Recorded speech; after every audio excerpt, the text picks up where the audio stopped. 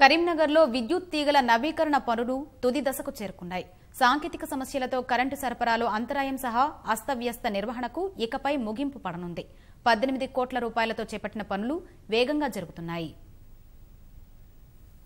కరీంనగర్ రెండో పోలీస్ ఠాణా పరిధిలో విద్యుత్ సమస్యలు ఇక కనుమరుగు కానున్నాయి. గత 3 ఏళ్లుగా నిత్యం విద్యుత్ సరఫరా అంతరాయంతో విసిగి వేసారిన నగరవాసుల సమస్య ఎట్టకేలకు కొలిక్కి వచ్చింది.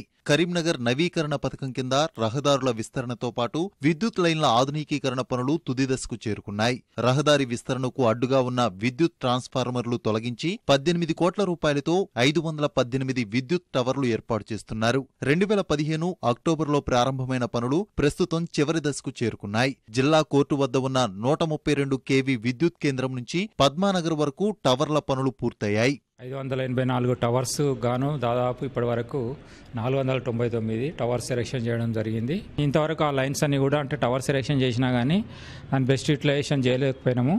మొన్న రీసెంట్గా ఈ 33 kV లైన్స్ అన్ని కూడా లింక్ చేయడం జరిగింది. దీంతో ఏమవుతుందని అంటే మెయిన్గా housing board water works substation నుండి మరియు వావిలాలపల్లి సబ్స్టేషన్లో ఇక్కడ కూడా ఈ 130 kV సబ్స్టేషన్లో ఇంటరప్షన్ వచ్చినా కానీ ఇమీడియట్గా మనం ఆల్టర్నేట్గా ఈ సప్లై తీసుకునే వెసులుబాటు కల్పించే విధంగా ఈ టవర్స్ ద్వారా మనం యూటిలైజ్ చేసుకున్నాము. జయశంకర్ వ్యవసాయ విశ్వవిద్యాలయం ప్రాంతంలో వర్షాకాలంలో ఏదైనా సాంకేతిక సమస్యలు తలెత్తితే పద్మానగర్ విద్యుత్ కేంద్రం పరిధిలోని విద్యుత్ నిలిచిపోయేది. ప్రస్తుతం ఈ సమస్య పరిష్కారానికి ప్రధాన రహదారుల వెంట 33 kV విద్యుత్ ఫీడర్లను ఉపయోగంలోకి తీసుకువచ్చారు. కొత్తగా వేసిన ఈ టవర్లను 2 విద్యుత్ ఉపకేంద్రాలకు అనుసంధానం చేశారు.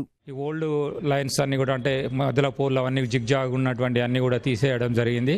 ఇంకొక 80కి కానీ ప్రపోజల్స్ పంపడం జరిగింది వరంగల్కు. దానికి పేమెంట్ ఇంకా మాకు R&B డిపార్ట్మెంట్ నుండి రాలేదు.